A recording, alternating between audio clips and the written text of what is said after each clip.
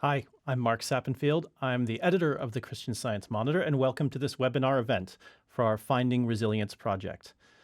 As some of you know, this is part of what we're doing more broadly to connect better to you. Our Community Connect events are an attempt to make sure that we are in touch with you and talking with you, and you get a chance to talk back to us. And our program today is part of creating that connection going forward. And as some of you know, we've done some of these in the past. Most recently, we did one on respect for our Respect project as part of the projects that we're doing in a series on these different qualities that we see that we think help move the world forward. And after that Respect event, which was in a lot of ways the most successful that we had ever had, the question was, okay, what next? And so as we trolled around looking for what could be as powerful as respect, we just saw one word keep coming up over and over again.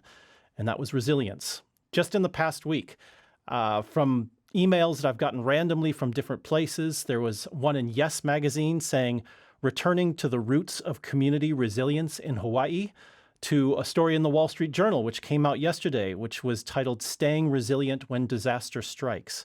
And I myself attended a webinar event from Foreign Policy magazine and the Biden administration called Fostering Resilience in Northern Central America that was about immigration and climate change. And you just find that this one word encapsulates so much of what we're striving for broadly as society and individuals, and particularly about the pandemic. And that's what brings us to our event here today.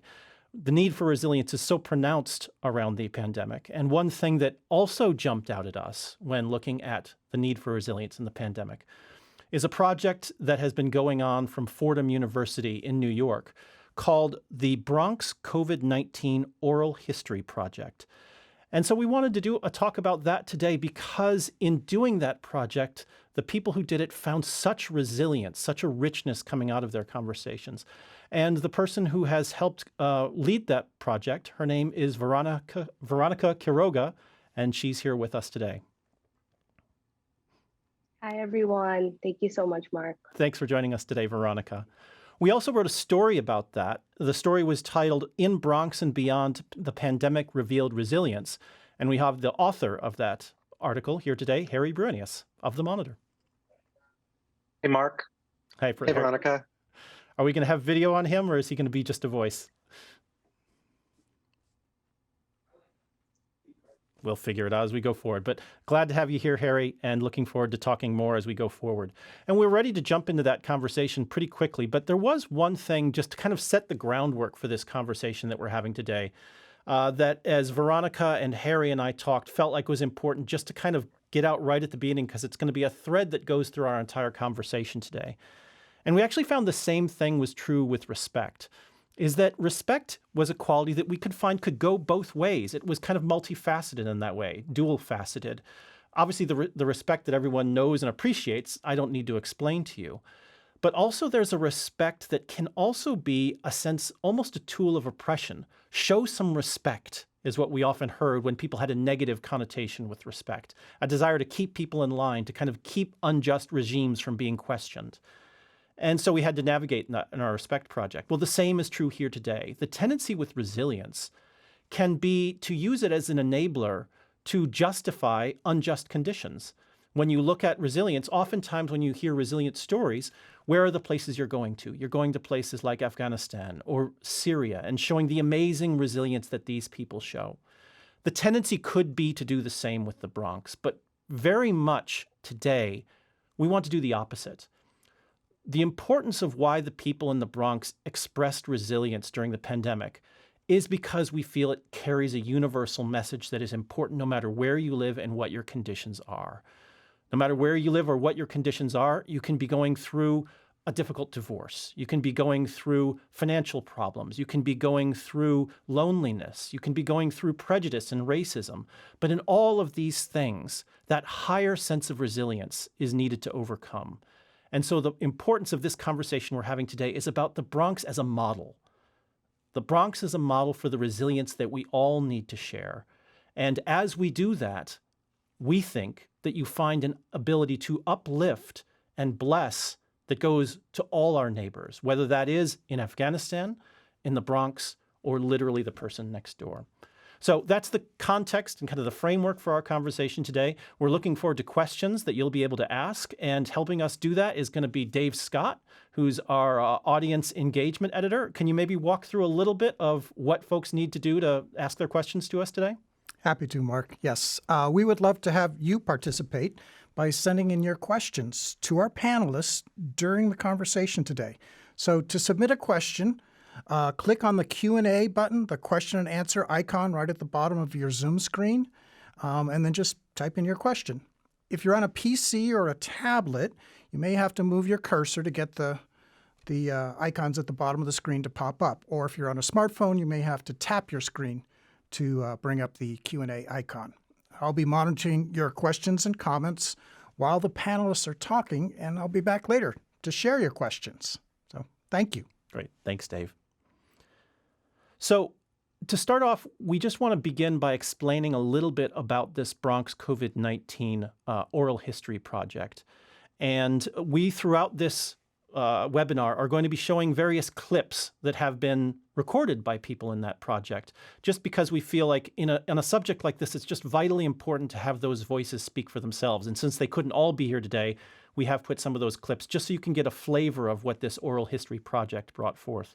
But Veronica, maybe you could start us off just by explaining a little bit about what the Oral History Project was. And I know as we talked about it, you mentioned that there was a specific quote that you felt like really gave meaningful dimension and purpose to what you were trying to do when you head out to talk to people. Absolutely. Thank you so much for that, Mark. First, I'd like to just preface by saying thank you, everyone, and thank you to the organization for putting this together and for putting this wonderful piece together on both resilience and finding just the most innovative and, for me, thoughtful and meaningful way to sort of merge this topic of resilience and my beautiful borough, the Bronx. So the Bronx COVID-19 project was started by me and two other colleagues from Fordham University back in 2020. So at the time, I was a senior and my other two colleagues were juniors. So they were rising seniors at the college. We were I was in my senior year, midway through my senior thesis, and the pandemic sort of hit. So we pivoted. All of a sudden, there was like this new world of Zoom.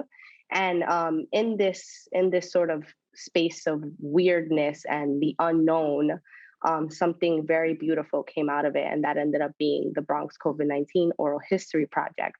The goal of the project, I would say, and I believe all of my colleagues would agree, was and continues to be to harness power through tragedy. And of course, being able to empower Bronx residents by providing them a sort of unfiltered, unsaturated, and authentic platform for them to share what they were going through and their experiences during the early months of the pandemic. And you mentioned it very briefly in one of our conversations that we had before. You said there was a specific quote, I think it was from James Baldwin, that kind of gave focus and kind of helped you. Just say a little bit more about that. That's right.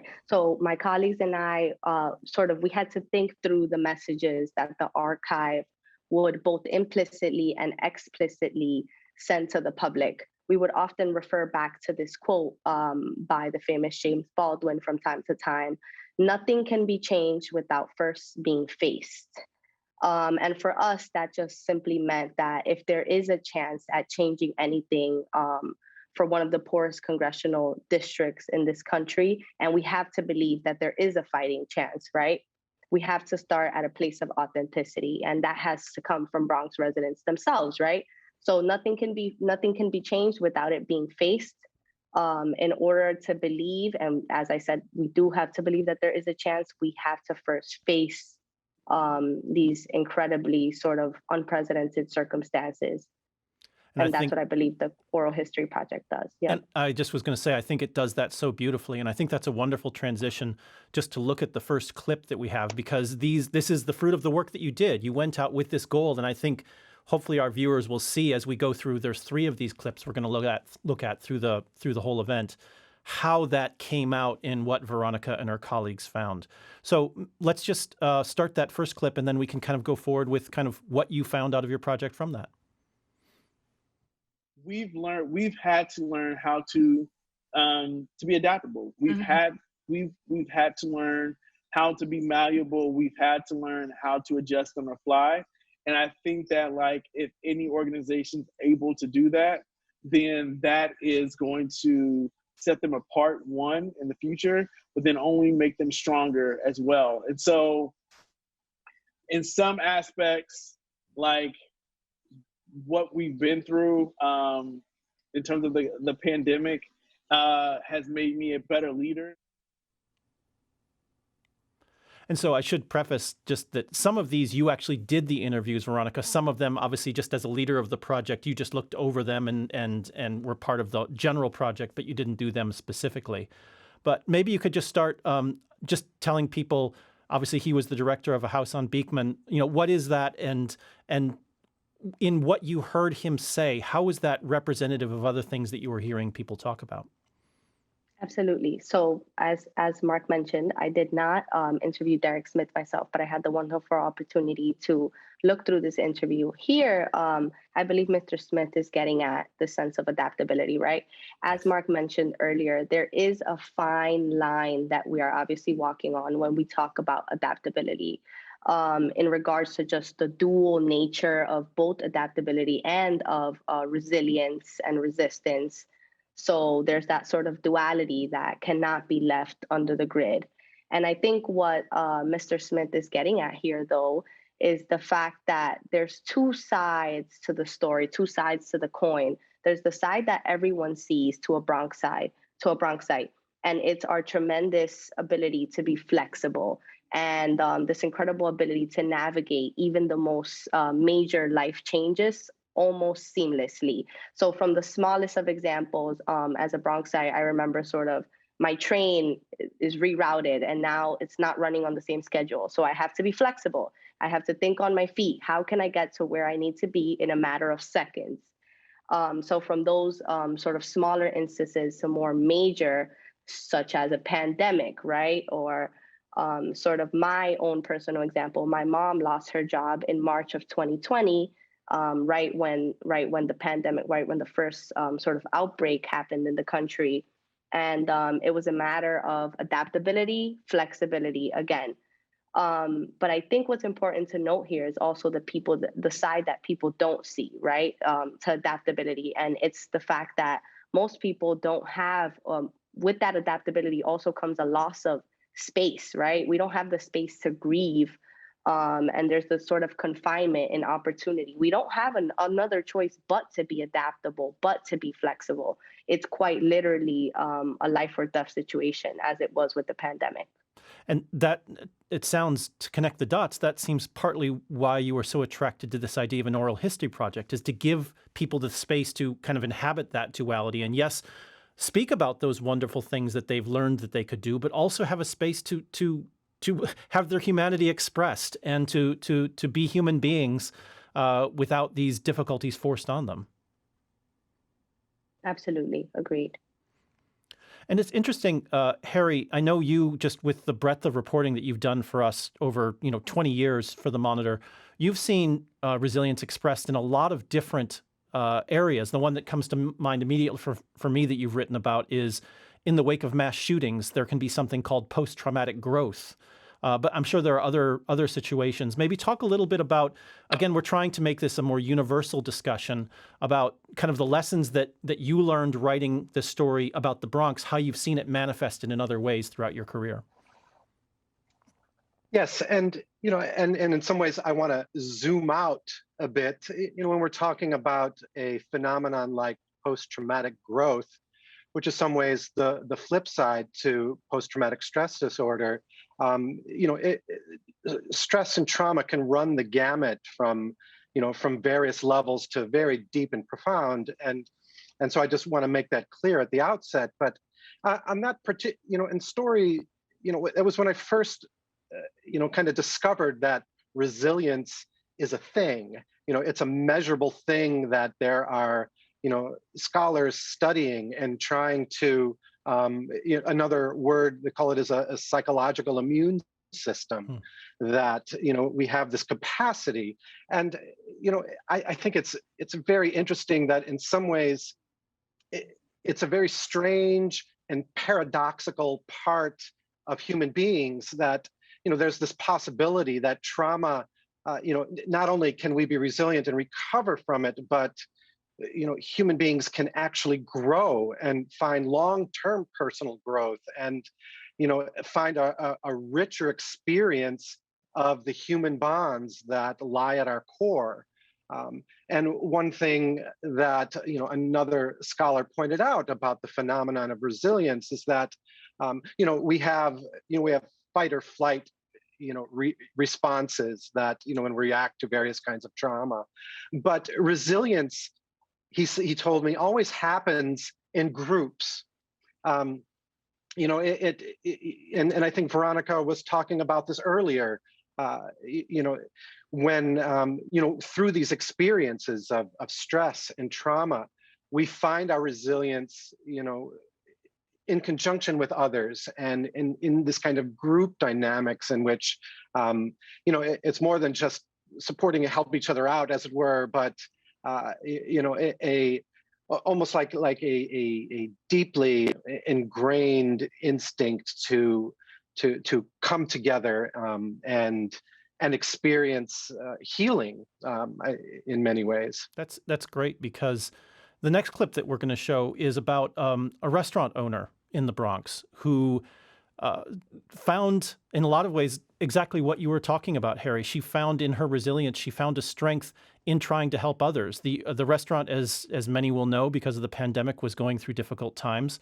And so a lot of what she did was trying to serve the community. And as we'll see in this clip, she found incredible strength from that sense of trying to be connected to that community and trying to do good on a broader sense. So if we could just listen to that. But in all of this devastation, there are also a lot of blessings, because you find that you're more resilient, that you're stronger than you may have thought. And so I'm stronger than I thought. I feel that when you need to lug that 50-pound bag, because you have to make whatever money you can, because maybe some of that can go to feed families that can't afford it, you find the strength, you get the stamina, you find the chutzpah, if you will, to lift that bag, because there's so many dependent on it. Myself, my business, my future, the future of my employees, and those in my community. So I take a little better care of myself, and I've developed a couple of muscles in the interim. Again, and we hope that as you out there hear that it brings to mind thoughts from your own experience, and make sure to send in any questions that you have about your experience, telling us about your experience. We can talk about that in the chat later after the event is over, but questions that you have about what we're talking about here, and obviously the ways that we can broaden out to talk about different situations too. So looking forward to your questions coming later. Veronica, when you hear Maribel speak like that, one thing that jumps out to me is the way the Bronx community did come together. And we've seen that so often around the pandemic in many different communities, but what you have chronicled through your project is quite extraordinary. Maybe if you could talk a little bit about just that sense of community that you see in the Bronx and how it was manifest during the pandemic. Absolutely. And I just want to preface by saying that Maribel's clip is both beautiful, inspiring, and it also I think partners and aligns so well with what we just spoke about, yes. This sense of having to be flexible, right? We hear at the end, she says, when you know you have to do it for yourself, for your family, and for your people. And I think that just goes hand in hand and just perfectly with your question, right? Yes. The people of the Bronx, we sort of seem to find resilience within our communities.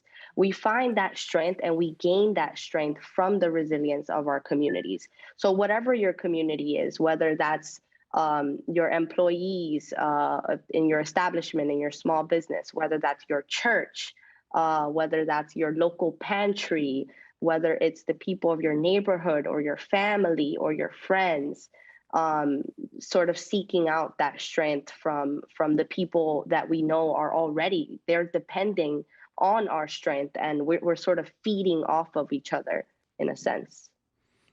I mean, and you very clearly are a Bronxite yourself. If you don't mind me asking, how does that play out for you? Where do you find your strength from living in the community? I mean, I'm sure that's a very personal thing for you.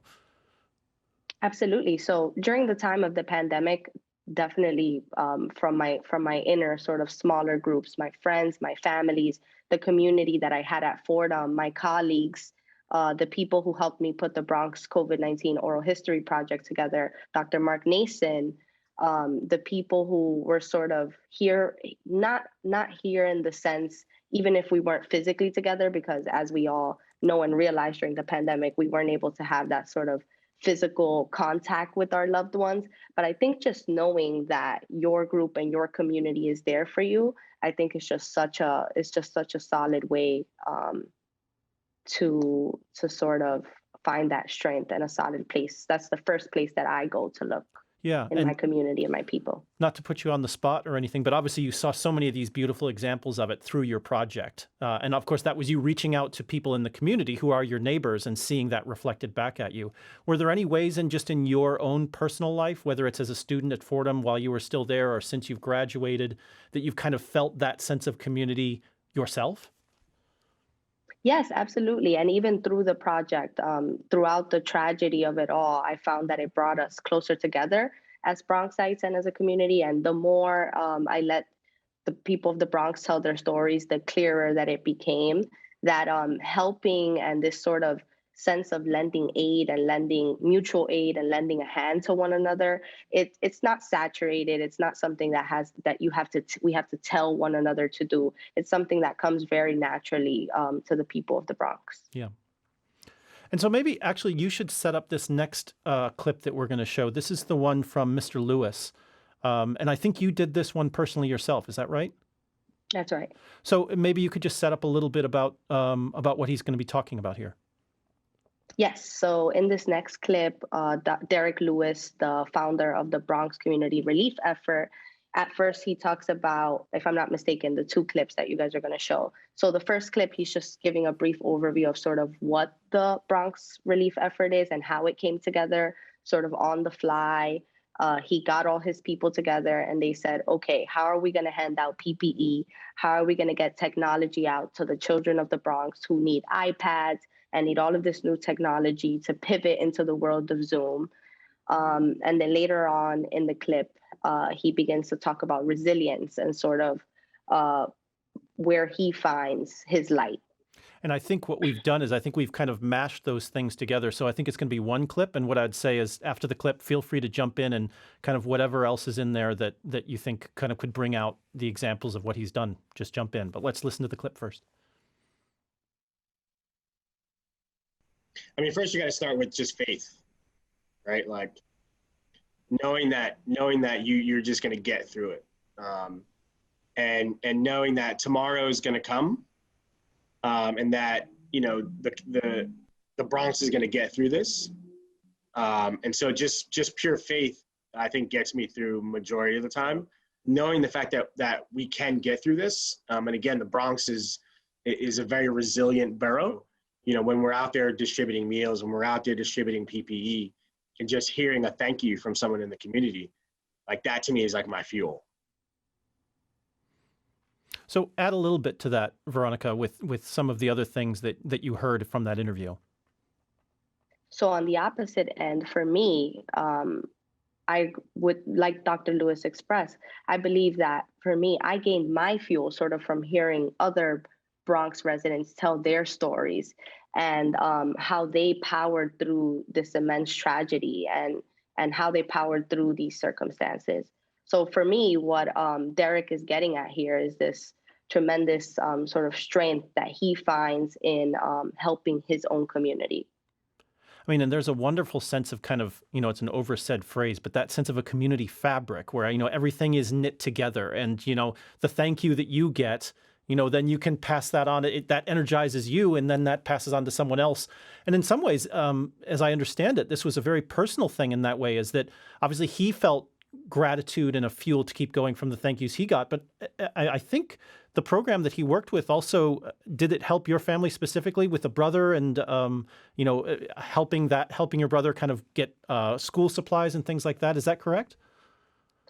So not personally my brother, they helped another colleague from the Bronx COVID-19. Yep, from their own family, helped them sort of get that technology together. So the Bronx COVID relief effort, which was led by Derek, they were actually out there in the very early months. They got Chromebooks, I believe, and then they were able to sort of package and label everything and then physically drive a van to the residents' homes and distribute these Chromebooks.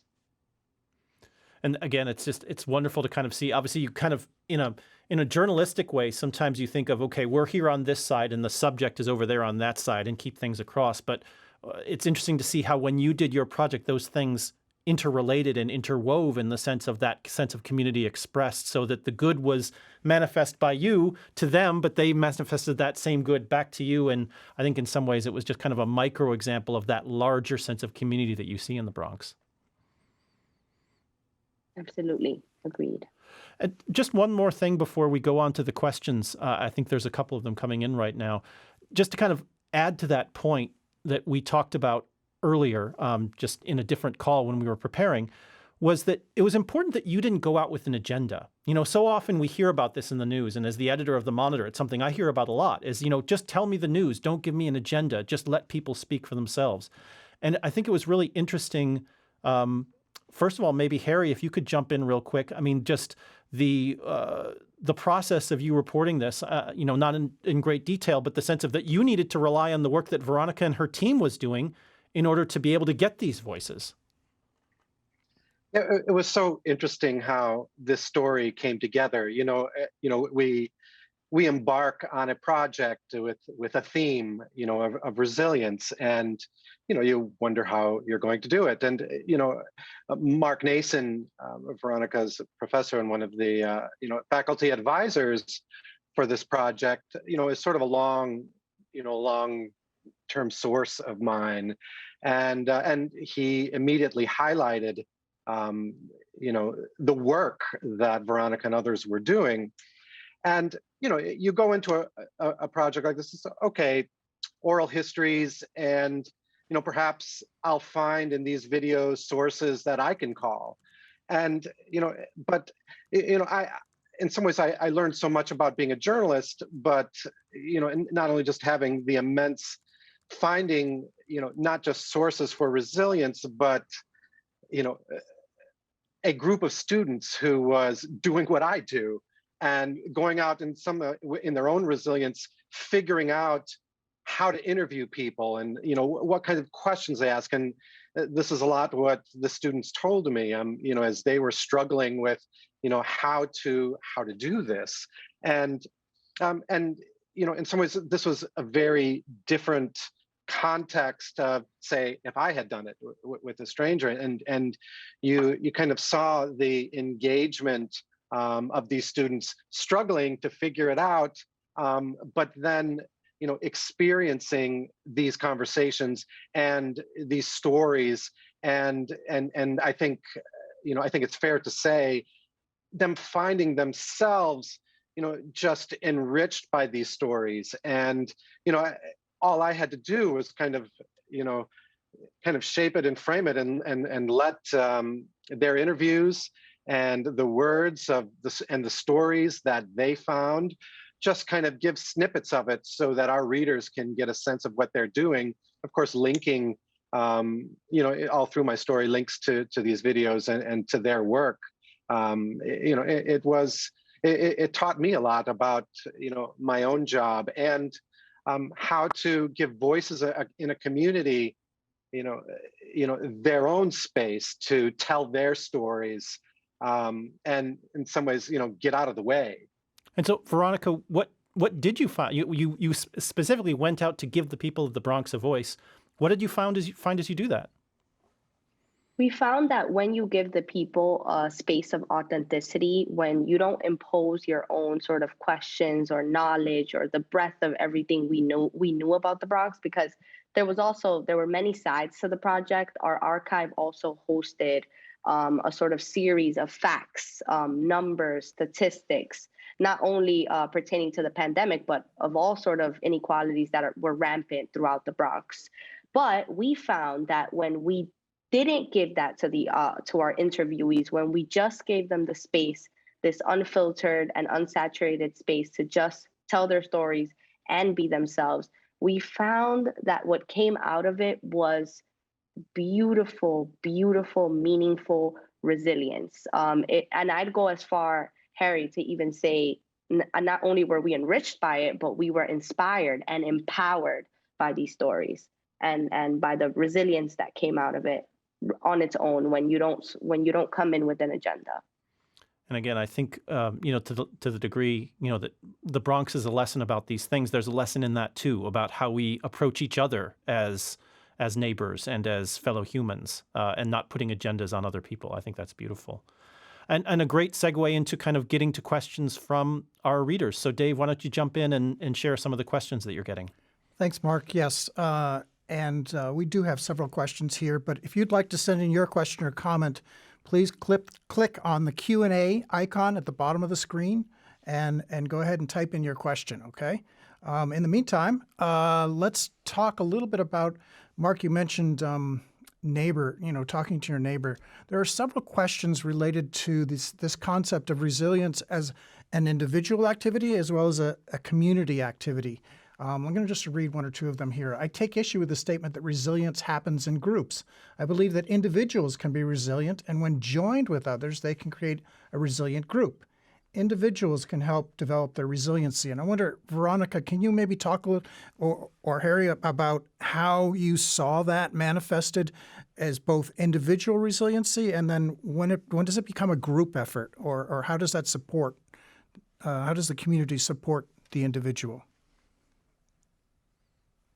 Well, I'll say that what I had kind of mentioned earlier about resilience being a thing, a measurable thing, and I was talking to people from Ohio State that are part of the STAR program, which is an acronym for stress, trauma, and resilience, and I think in this context of trying to really get at a psychological core and of people that are, have experienced, deep trauma. And in some ways, the feeling that many express is just this isolation and feeling alone.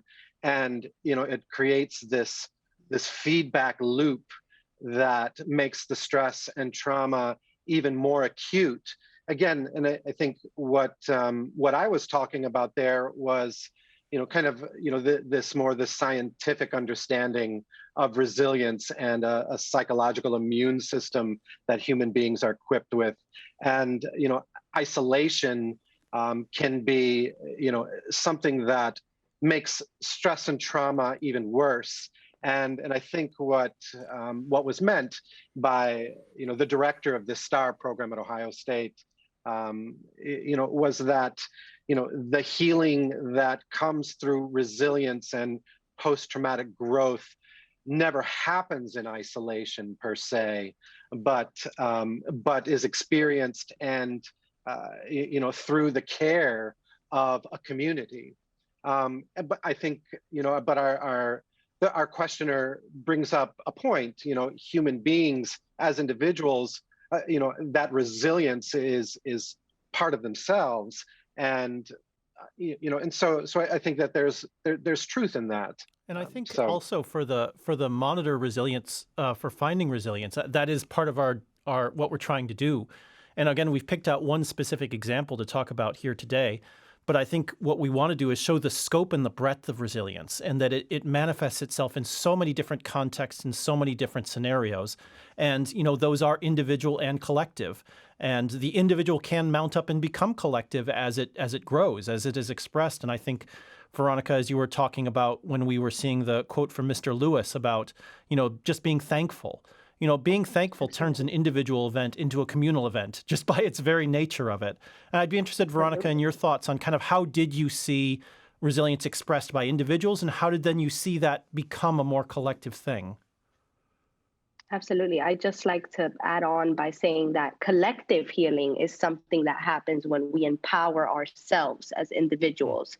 So when you empower yourself to help yourself, make yourself better, in a way, and And in a larger sense, in that way, you're sort of enabling healing in your community.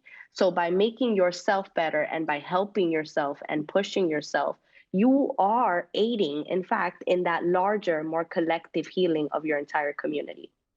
So I think that's what you're getting at here, Mark. That's beautiful. Thank you. Dave, go ahead. Yeah. So again, there's a lot of conversation going on, a lot of questions around this idea of individual versus collective. How do you get your neighbor? How do you talk to your neighbors? How do you engage with them? Another question was, when I see other people expressing amazing resilience, I wonder if they need help or if they've got this. Do you have advice for those on the sidelines? When should they engage? When should they back off? How do they know? I don't know, Veronica, did you see any of that in your research? I'm sorry, could you repeat the last part of the question there? Did you see any of that, the question about when do I engage and when do I jump in and help out? Did you see how that was happening in your interviews with various members of the Bronx community? So I think the people of the Bronx, in wanting to help their smaller communities, were sort of inspired to help the larger communities. And what would happen oftentimes with these interviews, is that our interviewees would then say that they've watched or they've looked through some of the other interviews and they felt empowered at just hearing their neighbor tell their story, or felt empowered at the fact that now another Bronx resident, because what we would also do is that we would hyperlink. If it was a small business or if it was a nonprofit, we would hyperlink that business to the interview, so that in that way, other people of the community and also outside of the Bronx, if you were viewing the interview, you could actually go from the archive, you could go into there and find direct resources. So, and this is obviously more specific to some interviewees than others. For example, with Derek Lewis and the Bronx Community Relief Effort and the Bronx Defenders, we were actually able to be that link and that segue between other members of the community who needed that aid, and sort of like, where do I find these resources? Where do I find the help? That's an interesting. I'm glad you just brought up Derek Lewis, because that's what came to my mind, especially because you interviewed him directly. And I might be wrong in this, but please correct me if I am, Veronica. But my sense is at some point he was on the sidelines. At some point he was just doing his daily job and doing things. And then there was some catalyzing moment when he said, I need to help. I need to do something. I need to step in and make a difference. Did you, in your conversation with Derek, get any sense of kind of what was it that got him to jump in and to actually take an active role in saying, we saw it expressed as resilience, but basically I'm assuming he said, I need to help here. Yes, and that is spot on, Mark. So Derek himself, at the time, he wasn't even, at the time of the outbreak, meaning he wasn't actually living in the Bronx. He was actually not a resident of the Bronx anymore. He grew up in the Bronx, sort of grew up and lived in these spaces his entire life. And he mentions in the interview that when he went out back to his community and he saw the people he's grown up with his entire life, sort of struggling to find PPE, struggling to find the mask, but still having to go out and sort of work in the grocery store or drive the school buses, drive the ambulances. He said it was tough. It was a tough experience for him. And I think we have to take a statement with a grain of salt, right? I think he's being very strong there by just using the phrase, it was tough. I think what he's getting at is this sense of devastation and sort of a trauma that washes over all of us. When you see the people you've grown up with and the people you've known your whole life struggling to get into a hospital, or struggling to find protective gear, or struggling to connect to the new world of Zoom and online technology. I think for Derek, it was seeing all of his community and the people he had grown up with. Though he was no longer physically part of this community, it was still seeing the people that he had been connected with for so long struggle that sort of just sparked it in him as a philanthropist and as an entrepreneur. He said, I have to do something now. What's interesting about that, Veronica, is that, I mean, what you're doing is we're kind of hitting the same notes again, but I think that's important and instructive. He felt this because he was connected to a community. You said he went back and he saw the people he grew up with and it was hard. Well, he was connected to those people. There was some sense of interconnection, some sense of being a part of a community. that then meant to him there was no way he could not do something. Does that sound right to you? Yes, absolutely. Spot on. And it sounds like you went through a little bit of your own personal journey in that way, in the sense of here you are, you're a senior at Fordham, you're just about to graduate, you've got, you're working on your senior thesis, and then bang, all of a sudden you're not. It sounds like there was something in there that was a sense of, I was on the sidelines and I didn't want to be on the sidelines anymore. Exactly. My senior thesis had nothing to do with the pandemic, right? My senior thesis was gearing in a completely different direction. But when the pivot to Zoom and the pivot to the online world happened, I said, how do we provide an archive and how do we provide a space where anybody, maybe 2 years from now, 5 years from now, 25 years from now, can go back and sort of hear the history, hear about what was happening from the voices of Bronx residents themselves. And my colleague, I had to do a lot of thinking, to that I owe it to my mentor, Mark Nason, who helped me think. Now we have this world of Zoom. We don't have to meet them. We don't have the capabilities to meet in person with people because this was pre-vaccine. So we couldn't meet for my own safety, for the safety of my family and the interviewees. We had to work through and find a space where we could meet. So we said, okay, this online space is perfect.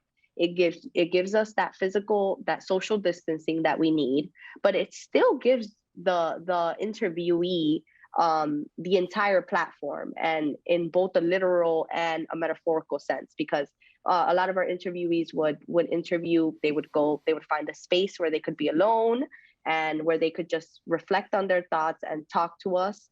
So in that sense, we were both in our own spaces, just allowing that energy and these narratives to flow as naturally and as organically as possible. And you've talked around this a little bit, but maybe just to kind of put a really finer point on it to really focus in.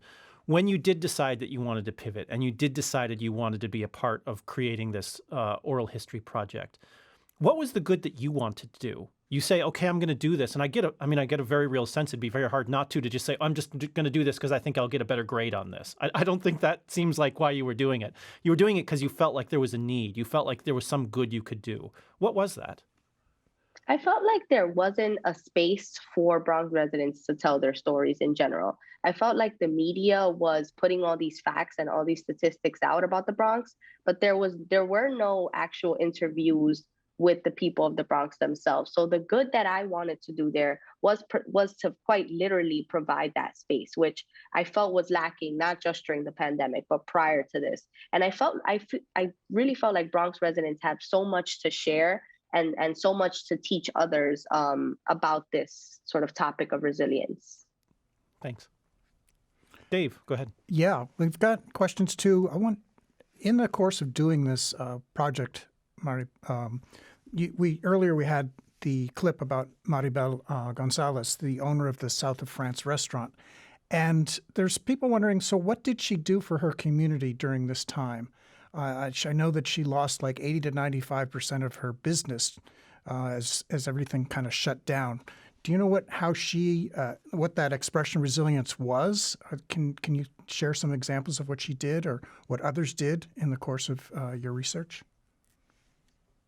Absolutely. So Maribel Gonzalez actually decided to give out free food to her community. So not only to the workers and her own employees, but she also decided to give out free lunches. She would pack lunches and she would give these lunches out to other essential workers in her community. Very good. And I also, if I could say something about the story of Maribel Gonzalez, which kind of blew me away. And there were two separate clips of her, I think because she was so remarkable. But, she had already been embedded in her community. And every Wednesday, she says, in one of the interviews, for years, she had, offered like a 2-hour free buffet for the community, for people of the community to come in. So, in some ways, there was already the groundwork. She was one of those community pillars that had already been, literally serving her community as a small business owner, as a restaurant owner. And, so when she had to lay off all of her employees and she was doing most of the work herself, so she was cooking, as she says in the interview, she's cooking, she's lugging the 50-pound bags, she's still trying to keep her business alive, but it was already kind of rooted in more than just a profit-making exercise. And so she, in some ways, was able to step in, having already been a pillar in her community, and and able to continue to transition from now using her food preparation small business to provide meals for frontline workers and members of her community. Even when she lost all her business, she was still on Wednesdays keeping her tradition alive.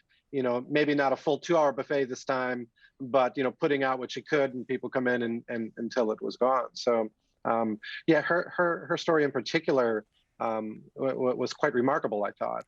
And I think, again, to me, that underlines this broader point that we're trying to share, that I think we've learned from doing Finding Resilience, is that the seeds were already there, and the tendency can, again, you can look at the Bronx and say, oh, my community's not like that. But that's not the point.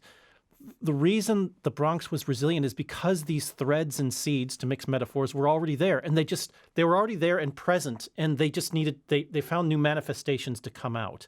Maribel had already been doing these things. She didn't have to start from scratch. Derek already had these connections with his friends. He only needed to see that to be moved forward into action.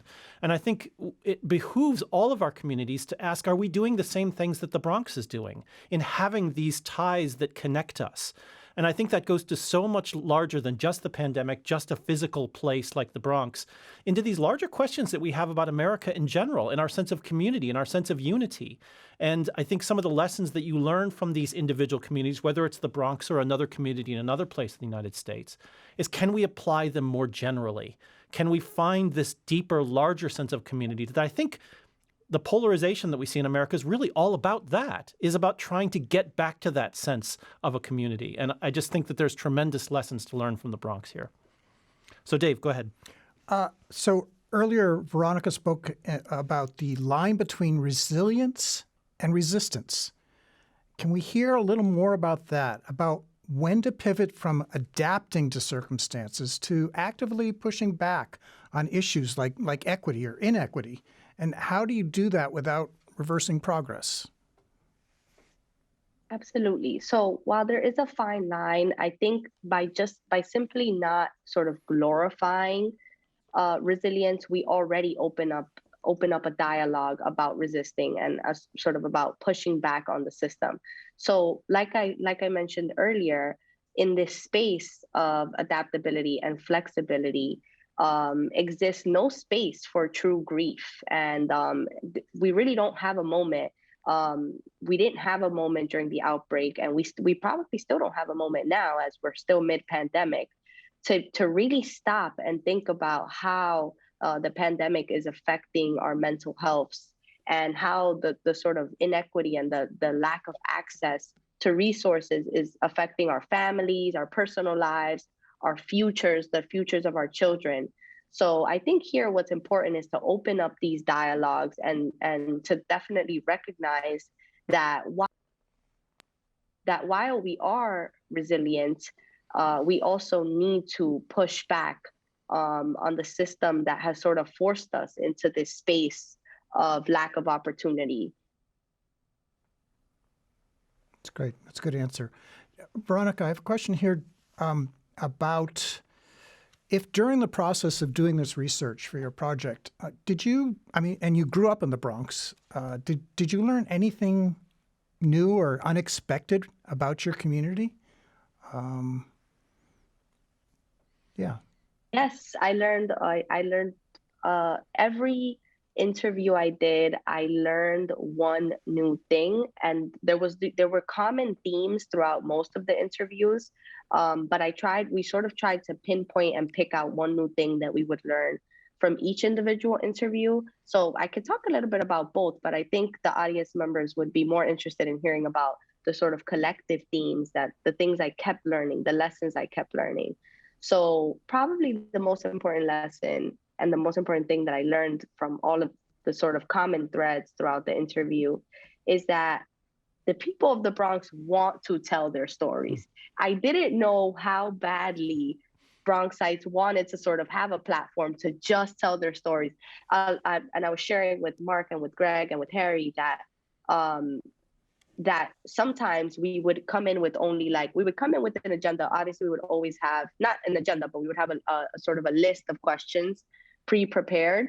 But oftentimes we would ask a question and then our interviewees would just gear off and start talk. They would answer the question and then they would gear off and start talking about 1,000 other things that was on their mind. So it was also, I would like to call it a space of healing and a sort of a space, almost a therapeutic space for these interviewees to come on and just ramble and tell their stories as openly and as honestly as possible. So that was one of the main things I learned. Bronxites want to tell their stories. That's great. This is a question for there's a few questions circulating about the media and how they covered the pandemic and resilience. Perhaps this is a question for Mark or for Harry. So what is the difference in the Monitor approach to covering these kinds of stories? Well, I might throw it to you, Harry, in the sense that I could talk about it, but you did it with this story. So how did you approach it? Well, the term agenda is kind of a loaded word. But obviously, the premise of our Resilience series is that we want to see, the issues and the stories that we cover through a certain lens. Part of, I've been talking a lot about the idea of resilience. And one thing that a lot of people that I've talked to, there was a great quote, I think, that I used in the story is that, the negatives always scream at you. And, for good and for ill, the one of the roles of journalism is to highlight the nation's problems and the obstacles that we confront as individuals and communities. And, that can get kind of depressing. But, part of the point with resilience from a medical standpoint is, there is, real post-traumatic stress. But the remarkable thing about that is that the majority of people, exhibit a kind of resilience in the face of stress and trauma. And, and all of them, a lot of my sources kind of say, but on the one hand, people that are profoundly wounded and profoundly hurt, this is not meant to, diminish or demean their experiences, or, for throughout the varied stories of all of us, there is so much of, behind the obstacles that we confront. Sometimes the bigger story is the progress that comes out of these problems. And sometimes the bigger story is the resilience that comes out of these problems. And, in some ways, journalism has a lot of different genres. Our hard news genre, which the Monitor doesn't do much of, the point is go out, do the 5 W's, who, what, where, when, why, and get the news out there so that it can be used by citizens, by leaders, to try to understand how to facilitate solutions to these problems. And I think one of the lenses, or if you will, agenda of the Monitor is to really find those stories of success, of progress, of shining a light on what is right with our country and our communities, despite the often incredibly difficult obstacles that we face and the incredibly vexing conflicts that we engage in, that can make journalism something that may feel like it's focusing on the negative, and that's part of our job. Yeah. But at the Monitor, we also want to engage it in a way that just doesn't stop there.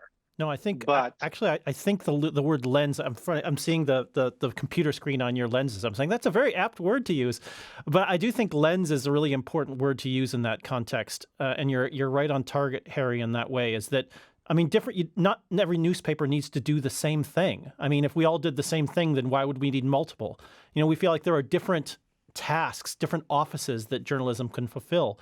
And I think the mission that our founder, Mary Baker Eddy, gave us is to have a lens that believes in the power of these qualities. I mean, the fact that we went from respect to resilience is no coincidence. The Monitor fundamentally believes, as Harry says, in the progressive, in a non-political context, the progress-making ability of these qualities, that when they're expressed, that respect and resilience and dignity and compassion and justice, and these things expressed are actually the substance of progress. And that's why we're so grateful to have Veronica today to kind of tell us, and, Harry, in the story that you did, to tell us and show us about how, when these things are operative, they can be healing and they can be progressive. So we have time for one more question today. And I did want to remind everyone who's on the webinar that we're creating a space for you to talk about the webinar after the webinar in our chat room. And it really is an opportunity for you all to get together and to talk with one another about these universal qualities, about the universality of resilience. I mean, specifically, have you seen similar instances of resilience providing growth and strength despite major challenges in your community? Did the Bronx Oral History Project, does that provide any inspiration for, what you can do in your own community, to go to one of the questioner's questions? What advice would you have for people in your community about how to foster greater resilience? So it's taking all these ideas that we talked about in this and really working on that with other people on the call so you can kind of lean on each other. So that chat will be moderated, and we'll outline the ground rules for that chat in a chat window after this call. So just make sure that if you're staying for that, you're using the chat section of Zoom as opposed to the Q&A. So just look for that chat section. And also later, we will be sending each of you who are here today a short survey, just because we'd love to hear about the event and how we did and any feedback that you have. So Dave, why don't you go ahead with our last question? Sure. And thanks, everybody, for your questions and comments. I'm sorry we weren't able to get to all of them. But one of the things that's come up a lot here, Veronica, is how impressed everybody is with what you've accomplished here. And they're asking questions about you, about what direction has your life taken now, and are you still supporting the Bronx community? Maybe you can briefly tell us a little bit about you. Absolutely. So at this point in my life, I am just trying to harness my own power and sort of grow from everything I've learned. I'm still in this sort of space of healing, I would say, just going back to the topic of post-traumatic stress disorder. My mom is still unemployed, so I am currently the breadwinner of my household. And so I've taken on to sort of harnessing my own powers and my own skills. So I know that I'm a great people person, and that I'm able to make this genuine connection with the people who come around me. And so now I'm working as a teacher. I'm working in a school in the Chelsea neighborhood. And through this, I sort of, my hope is to just gain and learn as much as possible so that hopefully I can always relay this back to my own community. Right. Well, thank you.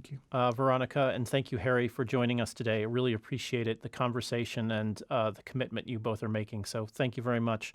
And thanks, Dave, our audience engagement editor, for fielding all the questions and keeping us on our toes. I also just want to have more general thanks to other people behind the scenes who weren't on camera today, led by promotion and events manager Lauren Crandall, producer Greg Fitzgerald, who sometimes is talking to me in my ear to make sure that I'm staying on task, along with Lena Carlson, Vincent Lomascolo, Rachel Schuler, and Cortland Reetskin. And the Monitor's product owner is Kim Proctor. We'd also like to thank the folks who were able to bring this to you technologically. Here in Boston, we have technical director Ian Blakier. We have audio engineer Tim Malone, and there was production support from Melissa Britton and Morgan Anderson. So thanks to all of them. And so with all that, we will say thank you from the Monitor's Finding Resilience Project, this webinar. We hope you enjoyed it, and we hope you'll come back for our next one. Thanks very much. Thank you to the monitor for putting this amazing piece together. Yes, thank you. And if you do want to stay on for the chat, just stay on and look for those directions on your screen. Thank you, everyone.